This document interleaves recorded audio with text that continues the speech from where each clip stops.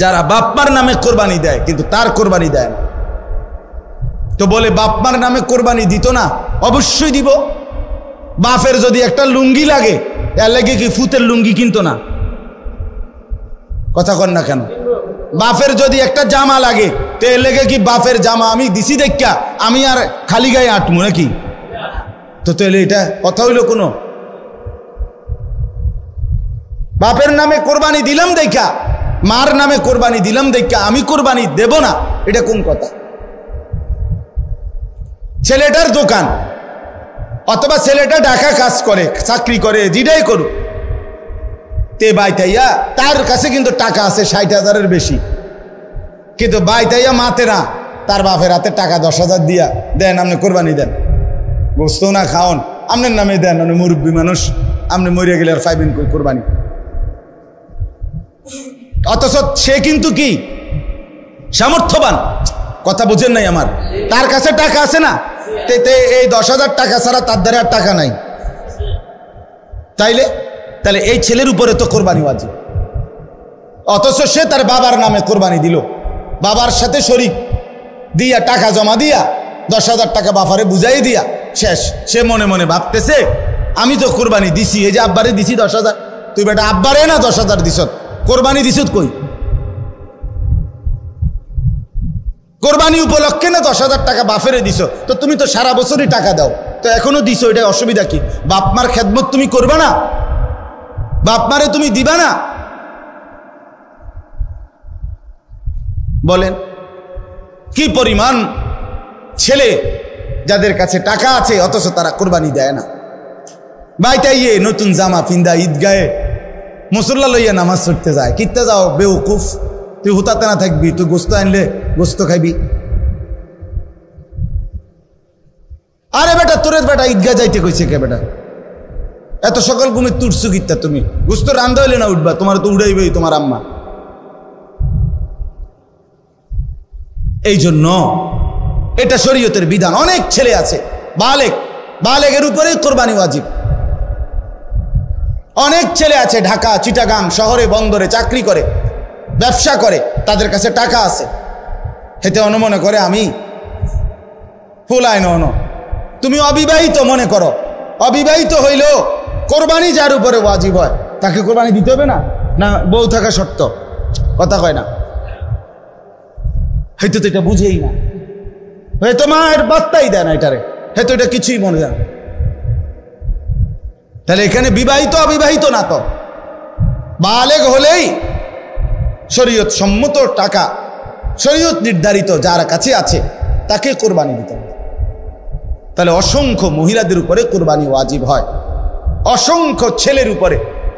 ছেলেটাই অল্প বয়সী 18 বছর 20 বছরের ছেলেরে বিদেশ পাঠাই দিছে, ফোলা বিদেশ থেকে টাকা পাঠায়, বছরের পর বছর বাপমার নামে কোরবানি হয়, অথচ তার কাছে আরো টাকা আছে।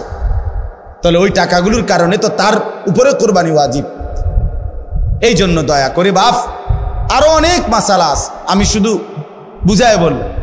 ও 2 ভাই চাকরি করে অথবা 2 ভাই ব্যবসা করে, দোনো ভাইয়ের আলাদা 2টা দোয়ান, কিন্তু সংসারে একসাথে এমন আছে না? মানে বিদ্রোহ হয়েছে না আর কি, দোনো ভাই বাপ মাও আছে করে, তো বাপ মার লগে একসাথে খায়। তো কাজে যেহেতু তারা এখনো সংসার ভিন্ন হয় নাই, যাদের ঘরে বউ লইয়া যার যে আলাদা থাকে যদিও, কিন্তু রান্দাবাড়ি এক লগে একসাথে খায় দেয়, তো দোনো ভাইয়েই কামাই রোজগারি করে, দোনো ভাইয়েরই কি আছে, ইনকাম আছে, দোনো ভাই মিল্লাট, এবারটা 15,000 এবারটা 15,000 মিলাইয়া 30,000 টাকা আব্বার হাতে দিয়েছে, কোরবানি দেন আপনি। কারণ আমরা তো একসাথে খাই, গোস্ত তো রাইলে আমরা একসাথে খাও, আমরা কি আর এনে আলাদা খামুনি, তো গোস্তই তো খাওয়া, তো এটা তো আমরা একসাথে আসি, বুঝেন নাই কথাটা? তো এবারে এই 30,000 টাকা দিয়ে কার নামে কোরবানি দিল? বাপের নামে। তো তোমরা যে দুজন সামর্থ্যবান, তোমাদের কোরবানি কই হলো? আমি আর আপনি কোনো দিন শেষ হবে না, কবরে যেতে হবে, হাসরে যেতে হবে, মিজানের সামনে দাঁড়াইতে হবে, ফুলসেরাত পার হইতে হবে, কাজে ক্যাসেট থাকবে না, ফিতা থাকবে না, মোবাইল থাকবে না, আমি থাইকা যাব, আমাকে হিসাব দিতেই হবে, আমাকে হিসাব দিতেই হবে। এই জন্য বন্ধুরা মনে রাখতে হবে, সমবয়সী বন্ধু তোমার এই আড্ডার সঙ্গী কবরের সঙ্গী না, আখিরাতের সঙ্গী। যে কিছুক্ষণ টাকা পয়সা মোবাইল অথবা শরীরের ফুর্তি করার সামর্থ্য আছে ওটুকুরই সঙ্গী, ফুরায় গেলে আর নাই। কোরবানির কথাটা এবার বলি একটু, এরপরে তরজমা বলুন। কোরবানির বিষয়ে দেখেন, শুধু একটা উদাহরণ শুনেন।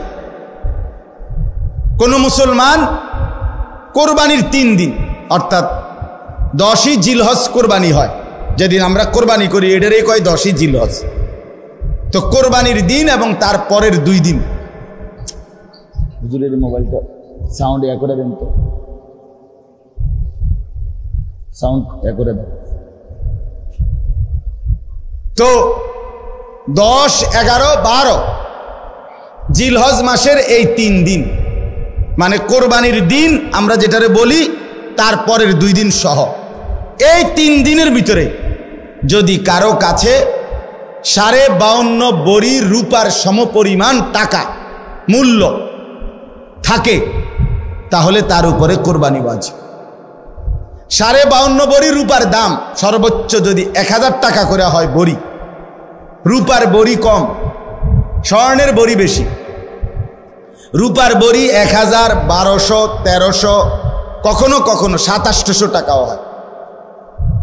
তাইলে যদি 1000 করে গড়ে হয় তাহলে 52,500, 52,500 কিনা।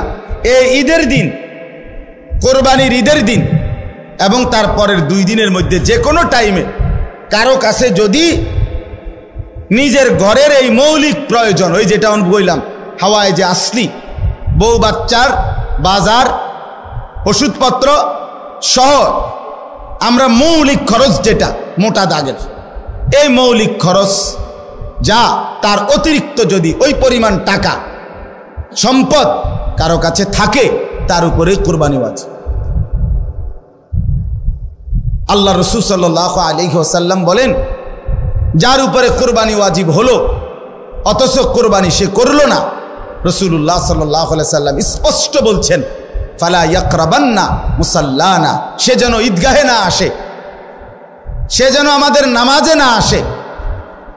এই অপদার্থ তুই ঈদের নামাজ পড়তে আসবি না, রাসূলুল্লাহ সাল্লাল্লাহু আলাইহি ওয়াসাল্লাম স্পষ্ট নিষেধ করছে। নাফরমান তুই আসবি না, তুই উঠতেলা, তুই ঘরে থাক। বলেন,